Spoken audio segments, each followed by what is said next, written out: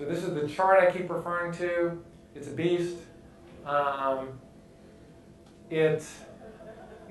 it's available on the PDF for your download, so don't worry if you can't see it here. And basically what you can see is there are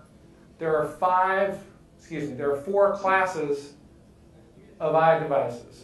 This is the original iDevice, and it can play video, baseline profile up to level 1.3. And what that meant was, 320 by 240 video with a maximum data rate of 768 kilobits per second. So 320, 240 is a relatively small stream, right? It's going to look fine on a tiny iPod, but it's going to look pretty ugly on an iPad. So this is the oldest class of video-capable iPod devices. The next class was, the iPod Touch and the original iPhone, the iPod Nano and Classic. They support video encoded using the baseline profile up to level 3.0. That means 640 by 480 resolution with a maximum video data rate of 2.5 megabits per second. So this is the class that most people tend to support. Okay, we'll look at some detailed results from a survey that I produced, and this is where most people start. They want to produce a file that plays here, and if you produce a high-quality 640, 480 file, it will not only play here and look good, it will also look pretty decent on iPhone 4, iPod Touch 4, and the iPad 1 class of devices, even though they can play 720p video, which uses the main profile, up to level 3.1. The iPhone 4S and the iPad 2, technically, they support the high profile to level 1 up to 1080p resolution. But they only support this if you're playing it to a connected device via some kind of connected cable on the iPad 2 or the iPhone 4S. We'll look at the spec sheet in a second. If you're producing for playback on these devices, you want to use 720p to the maximum. You don't want to use 1080p to play it back on these devices. And let me show you what I mean.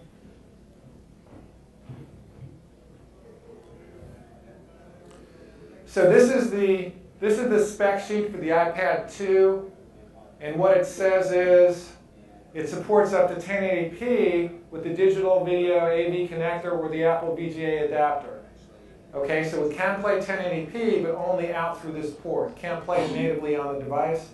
So if you're producing for playback on the iPad itself and viewing on the iPad, you shouldn't use 1080p. Now there's one thing about this chart that's kind of striking, is that the maximum audio data rate is 160 kilobits per second all the way across. Now we're going to look at a chart in about 5 minutes that shows that music videos that are produced by popular music artists are all encoded at 256 kilobits per second.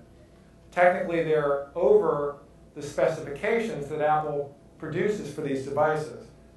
And again, this is the iPad 2 spec. There's 2 codecs supported here. One is there's multiple. There's H.264 video codec up to 1080p. That's what we saw on the chart. And AAC LC audio up to 160 kilobits per second. Again, what we saw on the chart.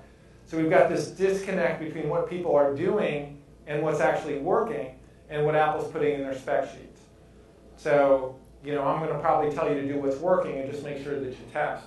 The other point is if you use the MPEG-4 codec, which is a much lower quality version of the H.264 codec, you can use up to 160 kilobits per second of audio per channel.